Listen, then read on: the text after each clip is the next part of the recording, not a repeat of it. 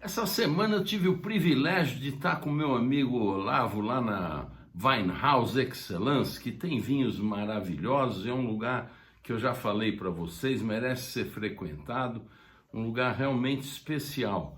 E a razão era um almoço com degustação com a presença virtual do Bibi Graetz. O Bibi Graetz é um cara fenomenal, um aficionado, um cara apaixonado por vinhas velhas e por terroir, e que fez um sucesso estrondoso e muito rápido, porque a vinícola tem pouco mais de 20 anos, e na Toscana, e o cara hoje consta de grandes investimentos de mercado futuro no vinho, tudo a Bibi Graetz está no meio, os vinhos dele ficaram famosos muito rapidamente, ganhando excelentes avaliações de críticos internacionais e em feiras de vinho, e o cara é extraordinário, ele é uma pessoa peculiar, é um artista, é um cara realmente interessante que, o mais bacana de tudo, faz seus vinhos com fermentação espontânea. Eu sou um grande apreciador disso.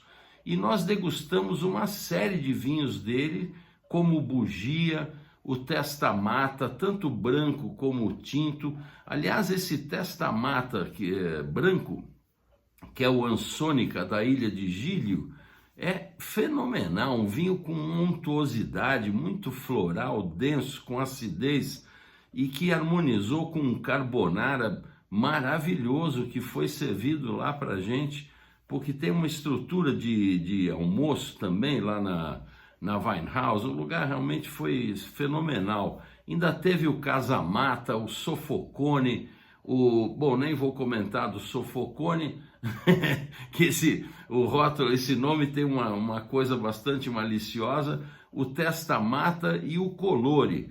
Olha, foi um dia excepcional. Eu gravei também o Bibi Graetz falando um pouco das suas safras e dos seus terroirs, e também falando das vinhas velhas. Veja aí na sequência que bacana. And of course to taste together with us and your beautiful wines. And of course, yes, I would like to have your time to us to share your wines. Where are you guys? In São Paulo, in my wine shop, and with some great wine connoisseurs and friends also. Fantastic. So you see everybody? Ciao everybody. Ciao. Ciao. Say that then the winemaking has been very. I mean, I was very into doing something really special. I want to do something special. So the whole process was really, I was kind of a maniac of attention, and curating every single detail. I mean, because I was also totally new for the winemaking, and so I hired an enologist, and I was really driving him crazy because I was calling him every 5 minutes or in the middle of the night or whatever, because I was worries because I remember at the time in Canada he had a lot of work around the world, and he was telling me, hey, Bibi, if I had known another guy like you working for me, I couldn't handle. I have like 60 wineries that I'm managing. If I had another guy like you, I would have been done. So a lot of passion for doing something fantastic, and somehow we managed to do something special. Also, I mean, the first vintage, the 2000, I was really, the wine is special because you can really do something. If you start from the beginning of the season, and you do the whole process from the pruning and everything, and interpret what the season gives, you can from zero, you can do a fantastic wine in the vineyard. You don't need to wait ages. No, you just it's 9 months. It's like 12 months. Let's say from November to September. Somehow you start, or even from February, I would say that you start the pruning. From the pruning to the harvest, you can change dramatically wine in a vineyard according to how you work in it. So the first vintage already, we made something really spectacular because with all the attention and all the care we gave to the vineyards. I remember we made at that time we had the most important guy in Italy was the Veronelli guy, and I remember it was the 2000 vintage, and we got the 95 points with the Colore, and it was the second score in the whole country for the wine. With these 2 hectares of vines under the house, just working like mad and doing these 2 barrels, and they were like, whoa, starting with 2 barrels. And 95 points, and it was like Sassicaia and then Bibi Graetz. First year. So it was really cool. And then with the second vintage, 2001, we went to Vinexpo in Bordeaux, and it was by the time we were in 2003, because I was bottling 2001, so it takes nearly 2 years. So by the time we were in 2003, and I was presenting 2001 vintage, and in Vinexpo we got the prize as the best red wine in Vinexpo and best red wine in the world, and really amazing results. And but this is all due to this really amazing attention to all the details from the soil, the plant, to every single grape, and the aging, the fermentation, to try to do really everything in the best way. And then it took me many years to really mature into the wine business and to really become a wine man. Actually, it's 23 years now. Started in 2000, and 2022, so it's actually 23 years. And last year we presented our 20th vintage, 2019, with the 20th anniversary. And the first 10 years, it was for me a bit a challenge. I just decided to dedicate 10 years of my life to the wine, and then we see. So I really I didn't feel a wine man. I just feel like a project, a guy doing a project. And then it was fun because with 2006 vintage, so in 2008, so 2008 means practically nine years after I started, because I started in 2000, so 2008 is 9 years after. We won with Wine Spectator the Wine of the Year with the 2006 Testamata. So it was like, it's like a bit winning a Oscar. An Oscar.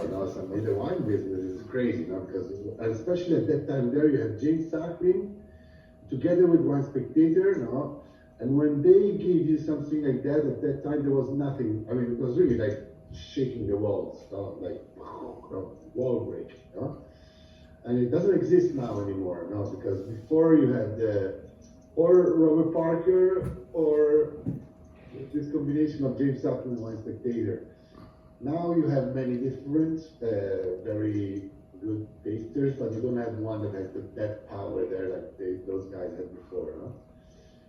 And it really shaped me, and I was in a big crisis because I decided to make this project for like 10 years, and then I didn't know what to do. So I was actually I even got this prize. It's like you get the Oscar and you go totally in crisis. So like for 1.5 years, 2 years, I didn't know what to do. Okay, what's the next project? What should we do? What should we do? And then the Lemon Brother came, no, and it became really tough, no? And then I started to have fun again, no? Because when the things are really tough, then you really get sucked in, and then suddenly, after that experience there, no, I really found myself that I became a wine man. No, and I said, okay, well, you know what? Okay, I like this stuff. Let's continue. So I'm now really am full 100% a wine guy. So, and in the meantime, we growed a lot, or changed also a lot, developed, more than changed, developed very much our tastes, our philosophy, our winemaking. Everything has been developing in a from 2000. Castellata was 10,000 bottles. Now we're doing 150,000 bottles.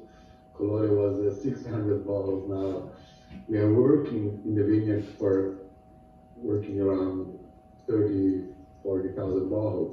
So it's a complete different story, But the more we grow, the more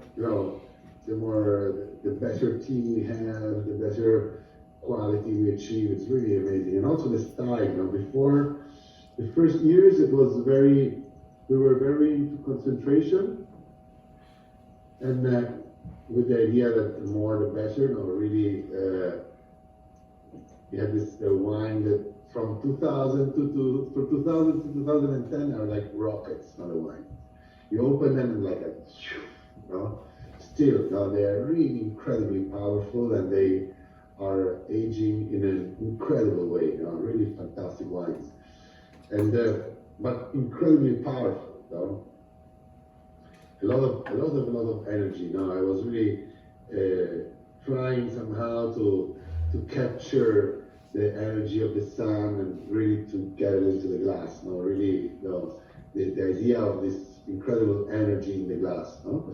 Then from 2009 vintage, I kind of realized that actually people were much more into. I got shocked because I was presenting the 2009. 2009 vintage was a very weak vintage because it rained a lot in June, so the berries were like a ton, really huge berries, and the wines were really weak, transparent. Suddenly I had these wines were like Burgundian, completely transparent, these beautiful transparent colors, and I made this Castellata, and it was completely different than normal, because normally you have this incredible power, and then you have this totally transparent and light wine. And so I was going around the world and presenting 2010 Castellata.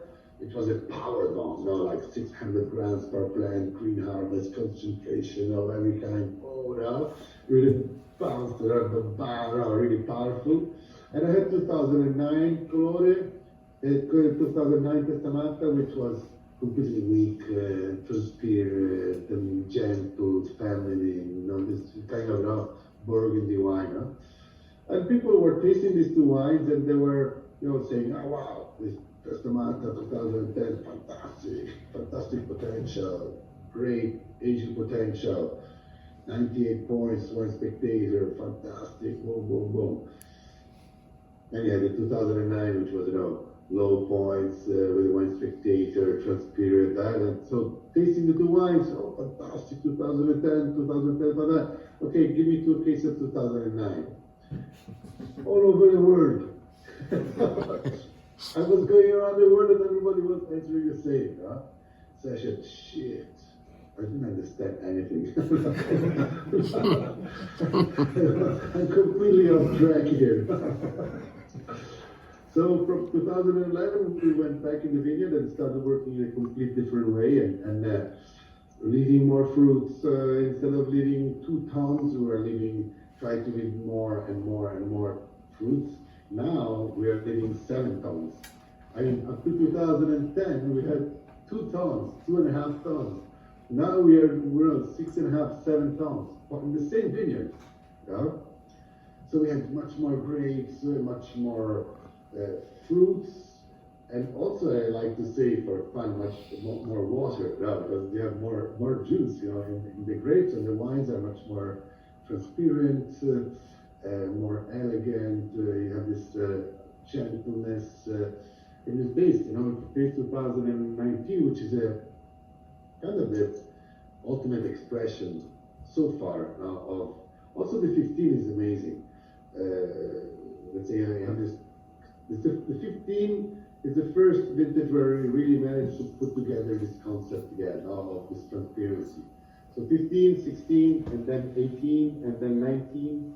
But the 19 is the ultimate because the vintage was really generous, and we had nearly double production than 18. Yeah? So 18 was still. 17 was a really tough year. We didn't produce in 17 because it was a really disaster of climate. It was too hot, no? So we just decided to skip it. And then the 18 still had some damage from the 17, so we had like 30% less production in the 18. So, and then the 19, it went back and it gave back also what it didn't give in the first vintages. So we practically, if you say in the 18, the vineyard in Lamoe, we got 2 tons. Normally we have 3 tons there. In the 18, we got 2 tons of fruits. In the 19, we got 4 tons. We never got so many grapes in the vineyards, no? Like in the 19. And the result is this incredible, I don't know if you want to taste the 2019 maybe together with me. It's you can really see this new philosophy of winemaking and where we really are now, this idea of transparency and elegancy. No?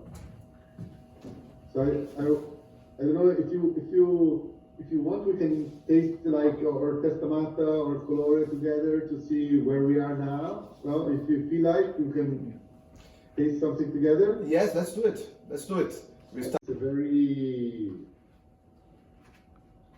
I remember when I'm talking about those periods there in 2008 and 9. I don't remember when it was exactly, 2010.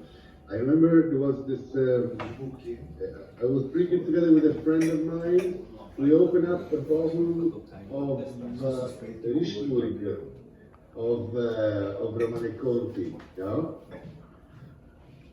And I was completely shocked by the beauty of this wine and the intensity of this wine. I remember this acidity that was never finishing, and the transparency. It was something incredible. So I remember since then, so more than 10 years ago, I have been working and thinking about that memory, about that glass of wine there, and thinking, I want to go in that direction there to make really transparent wine. The more transparent, the better, kind of idea. So you see that this here is, especially if you take a piece of white paper like that, and you put under and you look at the color. Both Testamata and Colore are really beautiful in this sense here. And I mean, you can still work. I'll still work on it and make it even more transparent. Piano, piano. But it's that is the direction. This is kind of my drive to go to do something really super delicate, super fine. I mean, you feel like the water comes in the mouth. It excites the mouth. It doesn't hit you, but it just accelerates the water in the mouth somehow. Yes, that's a good. And this is because up to now, I was in love with old vineyards. You know? And the old vineyards are normally small and they're part of a property. Somebody owns it. And it's just a small plot on a big property. So you cannot really buy it. No? So I built all my winemaking history on contracts with different properties. No? Now we bought for the first time our first plot of land right behind the winery here. You can see it from the windows. 10-minute drive at 500 meters high up in the mountain. We bought 80 hectares. It's incredible. The most spectacular place. Because if you follow me for these days, also today we posted, we start doing our first plantation this year. We're going to show everything on Instagram what in the next months is what we are doing. Eu vi. And it's pretty cool because this is going to change completely our philosophy slowly, because it's the first time that we actually have our vineyards. And this is also a reason why, but up to now we have always been playing with different vineyards, because we didn't really own one land. It didn't make sense for us to play on one land. We just, surf and just look for the best of the best. Okay, and have multiple vineyards that are incredible, one more beautiful than the other. And it gives us also an incredible power, because it's not necessarily every year is the same. So by having vineyards in different altitudes, different exposure, north, south, high, 600 meters, 300 meters. All the vineyards are quite high, from 300 and above. But it gives us a huge pattern of incredible wines to play with. And so it's a very unique way. The big difference between Colore and Castamata is that Colore is only made by very, very, very old barons. While Castamata is mainly done with very mature grapes, but you have also some younger grapes in the picture. But still, all are very mature. I mean, talking probably here you have an average of 65, 70 years in Colore. Here you have an average of 30 years, probably, in Castamata. Bom, e eu aproveitei ao final para perguntar para o Olavo como é que foi que ele conheceu o Bibi Graetz. E é uma história interessante, dá uma olhada. Bom, então era isso, gente. Aproveitem e, se tiverem oportunidade, os vinhos do Bibi Graetz não são baratos, mas são preciosidades. Eu recomendo a você. Saúde! Olavo, conta pra mim como é que você achou o Bibi Graetz na sua vida. Pelo amor de Deus, como vai achado? Olha, o Bibi foi o seguinte, vou ser bem sincero. Na verdade, quem me apresentou ele foi um antigo importador que trouxe ele há uns 15 anos atrás, talvez. E eu vendia nas lojas que nós tínhamos aqui em São Paulo. Mas era uma linha mais limitada que vinha. Tá. Não vinha color, não vinha outras coisas. E então ele teve no Brasil no passado? Já teve no Brasil no passado. Logo no início dos seus vinhos. Dos meus vinhos, isso 15 anos incrível. atrás, mais ou menos. Mas veio acho que 1 ano, 2 anos apenas. E não veio mais não veio e tal. mais e foi esquecido. Mas você gostou porque Eu provou. fiquei completamente alucinado com os vinhos dele. Fiquei super emocionado. Bom, enfim, em 2012, quando eu fui para a Alemanha, e abri minha importadora lá em minha loja. Bibi Graetz. Fui direto nele. Claro. Cheguei lá, conversamos e fechamos o negócio na Alemanha. Bárbaro. Então, na Alemanha comecei a trabalhar com eles. E assim, aí com a linha toda. Claro. E fizemos uma amizade, uma parceria muito gostosa. Voltando pro Brasil, eu trouxe meu amigo na mala, né? Claro. Então, Bibi, você vai comigo pro Brasil agora de novo. E agora você tá com a linha toda dele aqui? Com a linha toda dele. Que bacana. O único que eu não tô, que é ele fez faz pouco tempo, que eu sou super curioso, ainda não provei, que é o topo da gama, que é o Colore. Ele tem agora também o Colore branco. Ele tem um Colore branco, Colore branco agora também. E sabe qual é a uva? Não, é tipo Ansôlica também. Ansôlica também? Os brancos dele são 100%. Que legal. O que muda, como ele estava explicando, é idade local. Claro. E ele brinca com isso. Legal. Parabéns, hein? Obrigado, Edu.